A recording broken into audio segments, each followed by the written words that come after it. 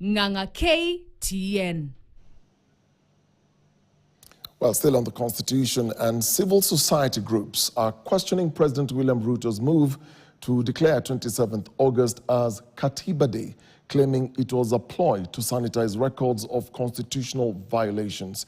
In an event held in Nairobi and endorsed by 21 civil society groups, the office of the president was accused of holding back the full implementation of the 2010 Constitution.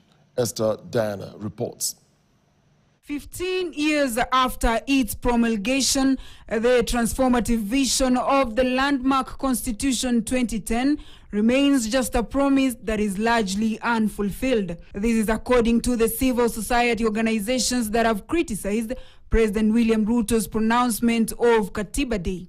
President William Ruto's declaration of Katiba Day appears less about the honoring the Constitution and more about sanitizing a record of consistent, grave and systemic violation. Katiba Day has always provided a moment for Kenyans to reflect, take stock and reaffirm their commitment to defending the Constitution. They did not and still don't need a presidential proclamation to remember this day. It has always belonged to the people. While rating the status of constitutionalism as a complete failure, the office of the president came under fire, with civil society groups accusing it of encroaching on independent institutions. It's only 13% of Kenyans who are satisfied with the state of the nation, the way that the country is running. The executive has repeatedly disobeyed court orders, eroded the authority of the judiciary, and weakened constitutional checks and balances.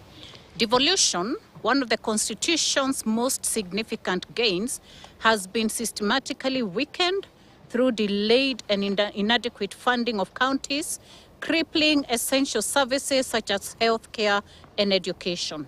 They cited areas where the executive has failed to uphold, including land justice, security, elections, public finance, including corruption and excess power accorded to the National Treasury.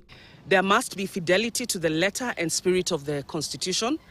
Populist and constitutional directives must be abandoned in favor of lawful processes anchored in the Constitution.